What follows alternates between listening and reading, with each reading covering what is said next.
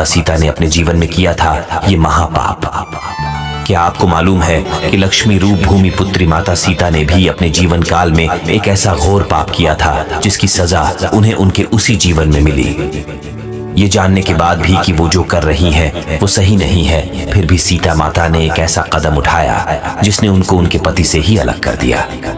क्या था वो पाप और किस श्राप के कारण सीता माता को पति वियोग से गुजरना पड़ा? एक कथा के अनुसार एक रोज जब माता सीता अपने बगीचे में घूम रही थी तो उनकी नजर तोते के एक जोड़े पर पड़ी। ये जोड़ा आपस में कुछ बातें कर रहा था।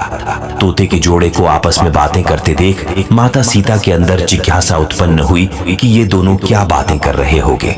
जिसके बाद माता सीता तोते के उस जोड़े के पास गई और उन्होंने सुना कि ये जोड़ा सीता माता और उनके पति यानी कि भगवान राम के बारे में बात कर रहा है। जब माता सीता ने तोतों के मुख से अपने भविष्य के बारे में इतनी सारी बातें सुनी तो उन्होंने पूछा कि तुम्हें मेरे भविष्य के बारे में इतना सब कुछ कैसे ज्ञात है? तो इसके जवाब में उन्होंने बताया वो वाल्मीकि आश्रम के एक पेड़ में रहते थे जहां हर वक्त माता सीता और भगवान राम के बारे में ही बातें होती रहती थी।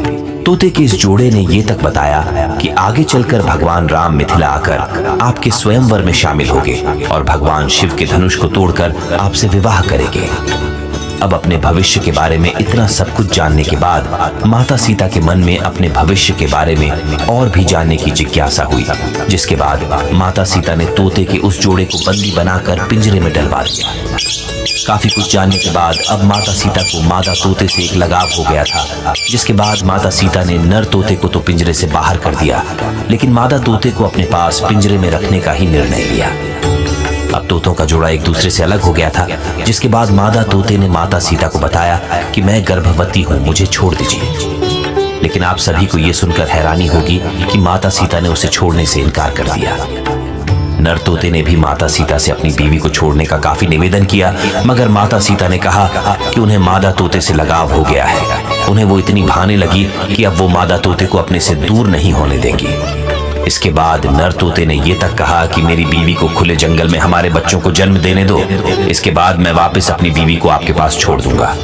मगर इस पर भी माता सीता नहीं मानी और तोते को वहां से अकेले ही जाने को कह दिया गया। 4 दिन गुजरने के बाद मादा तोते ने पिंजरे में पति वियोग के कारण दम तोड़ दिया। अब जब नर तोता अपनी पत्नी से मिलने महल पहुंचा तो उसने वहां देखा कि उसकी गर्भवती पत्नी प्राण त्याग चुकी है। जिसके बाद दुखी नर तोता सीता माता से कहता है, हे सीता, तुमने मेरी गर्भवती पत्नी को मुझसे दूर कर उसके प्राण हरे हैं। मैं तुम्हें भी ये श्राप देता हूँ कि तुम भी अपनी गर्भावस्था में ही अपने पति से अलग हो जाओगी और तुम्हारे अलग होने का कारण मैं ही बनूंगा।